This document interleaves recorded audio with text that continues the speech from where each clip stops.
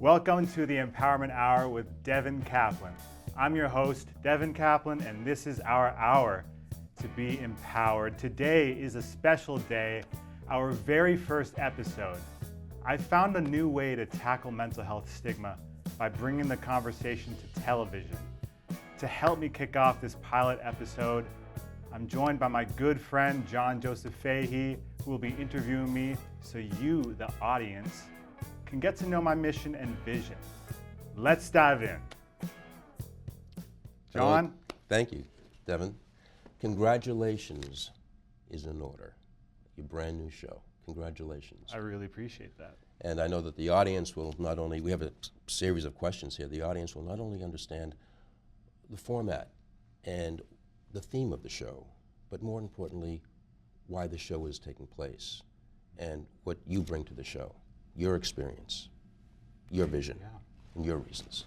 And I think that's important. So glad to be part of it. I'm so happy that you're here. You know, you're the person who got me on television in the first place. So this is. Well, you've made a few television appearances, and they went quite well.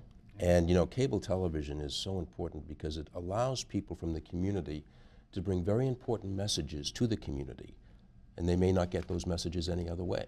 Yeah. And I think that's a great opportunity right here to do that. And this is the best place I can do this, because mental health is such a big stigmatized thing in the world right now, and I want to defeat that stigma. And it's pervasive right throughout the country. So it's something that I think that everybody can kind of relate to, the issues that we see all the time, every day.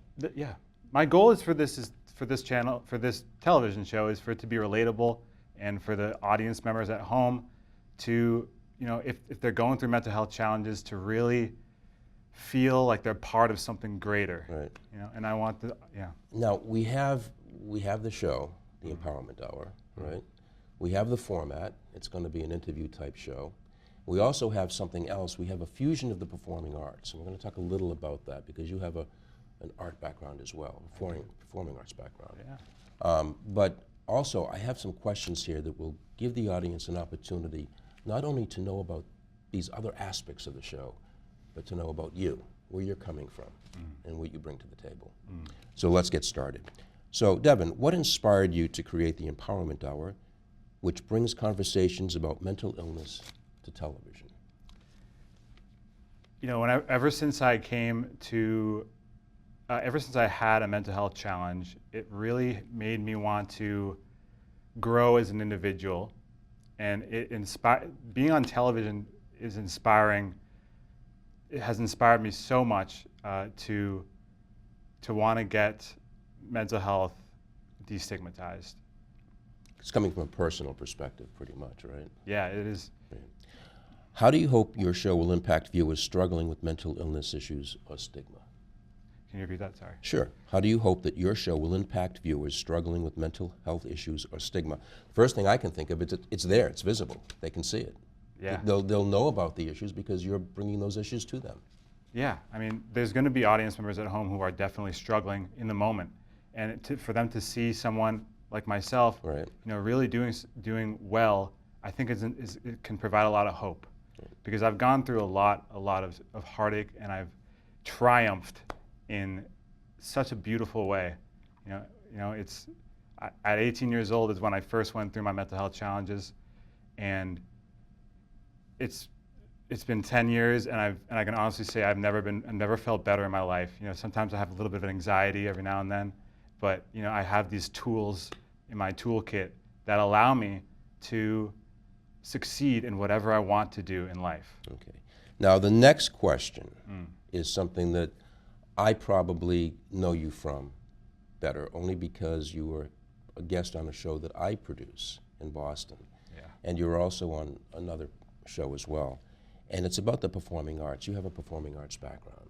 Yeah. And what role does the performing arts play in your personal journey and your approach to mental health advocacy?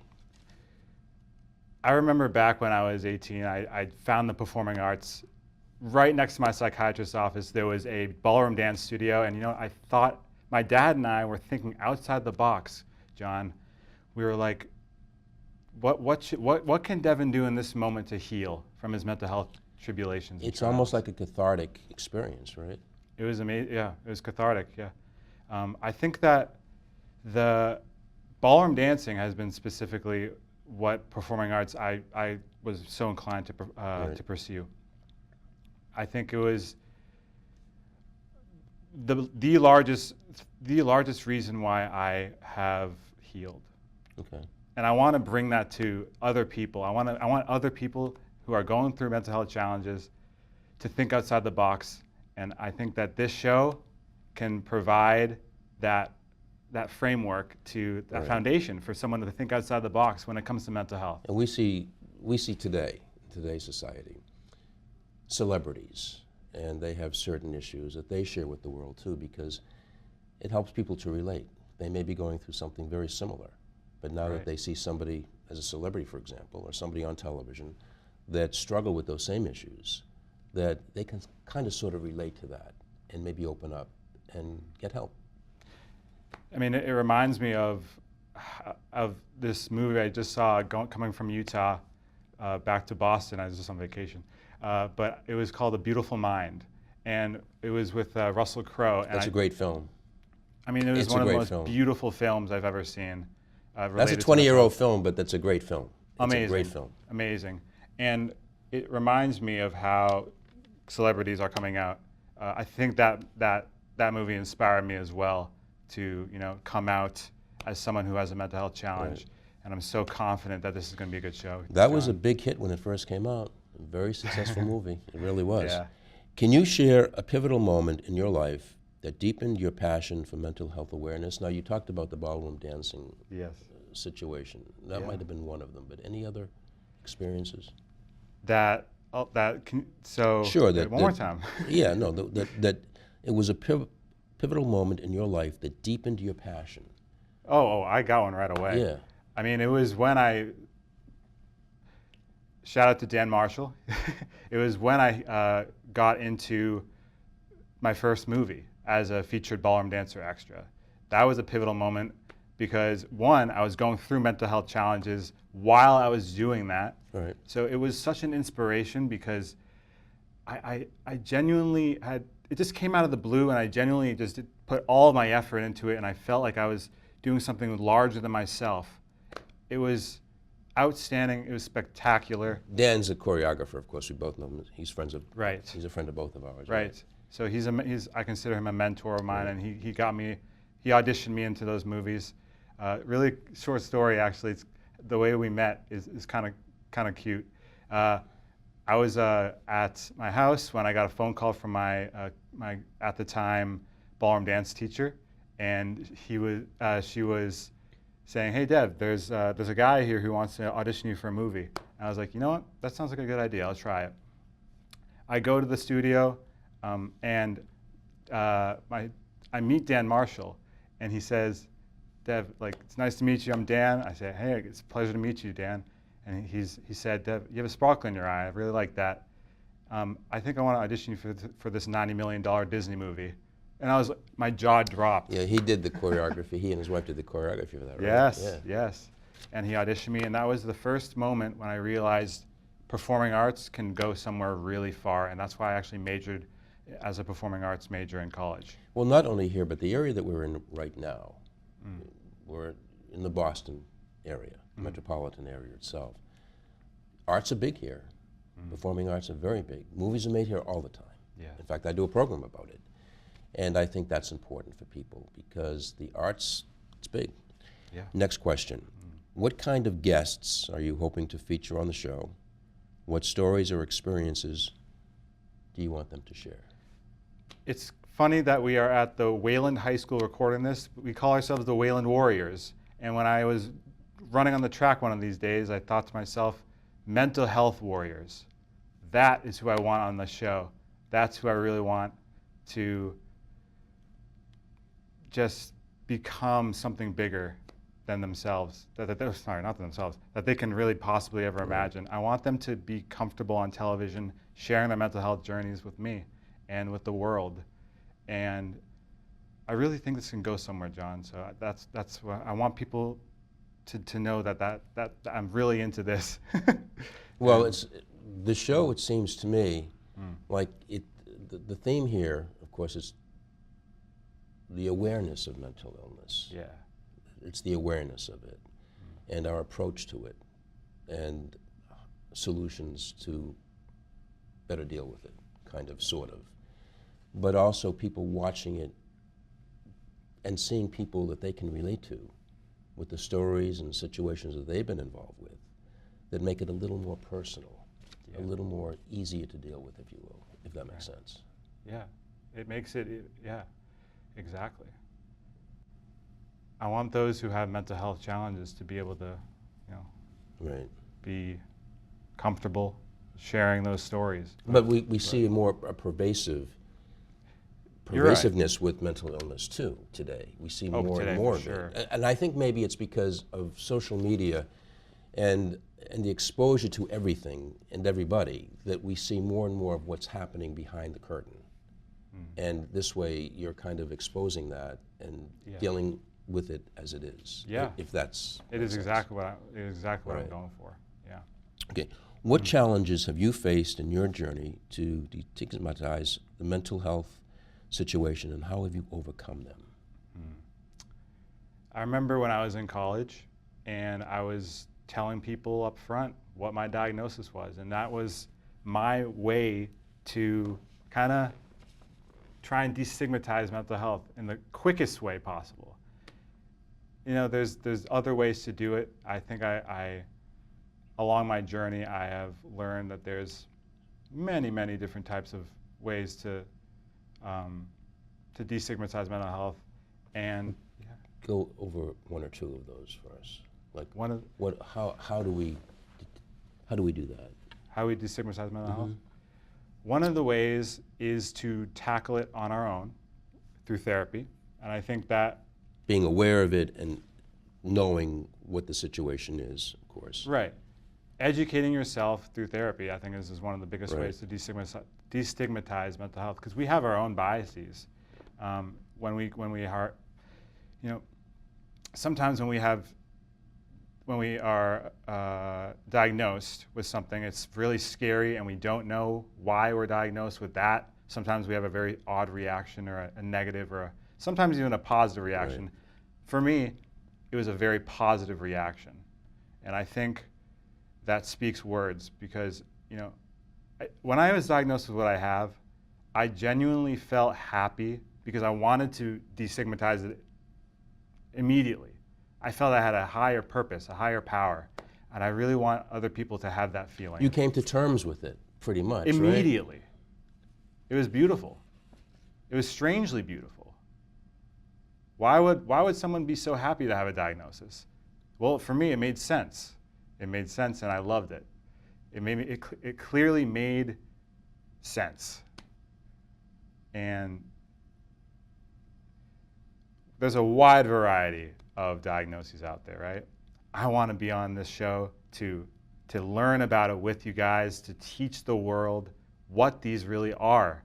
It's not scary. Sometimes it can be scary, but when you have a support team, it can be really. Well, I think it's great. more scary when you don't understand. Yeah. And you're kind of confused about what's happening, and the diagnosis hasn't been said yet, and you just don't know what's happening, and it could be like physiological or psychological or biological or whatever. Exactly. You just don't know. Yeah. And then there's a big part of that, of course, that's involved with that. Yeah. But I think being aware and then coming to terms with it and then confronting it and then dealing with it is key here.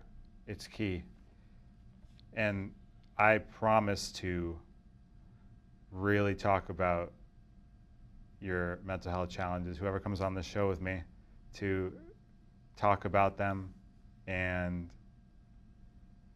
just get it all on the table. Okay. You know? Now, we're going to come back a little bit and touch upon the performing arts here, because there's a lot going on here with that. How do you see creativity, that's performing arts, and self-expression, again, performing arts, to destigmatize mental health, and how have you overcome them? Or how have you been able to deal with these in the mental health journey? Using Creativity and self-expression. creativity and self-expression, yeah. And this is where the performing arts come in. How do you how do you see this in the mental health journey? It's Create cathartic for number one, right? yeah. First of all, it's definitely cathartic. I mean, there's tons of different ways that people can become creative through mental health. One of those is journaling. Another can be drawing. It can be any kind of art. And I want people to be on the show who are really inclined to be performing artists. I want that to show, because I think there's people out there, John, who they have special talents, and they also are hiding some kind of mental health challenges. But if they combine those two things as a creative outlet, it can be A force to be reckoned with, right? Probably. 100%. Probably, definitely. Yeah, yeah. And I think the more you practice your creative expression, whatever that may be, it can really change your life. Like another example is piano. I think self-expression can also be played through music, which is also a great thing that I'd like to show on the show. Yeah, I mean, I already have some people in line who want to play music on the show, which is cool. Also writing. I'm talking about authors that kind of, we think that are out there, that they're different, but they're terribly creative. And maybe something that they're doing is cathartic as well. Case in point, I did a television show many years ago, and there was a young lady on the show. She lost her brother. She was having a very difficult time with it.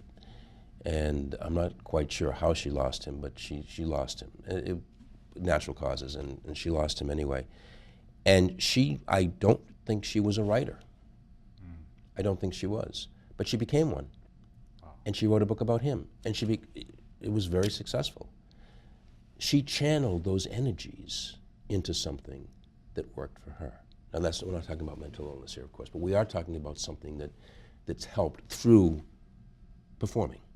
Writing the book, for example. But that helped her a great deal. Amazing. That's partly why I think it's such a strong medium, The performing aspect of this is helping them deal with what they're dealing with. Yeah.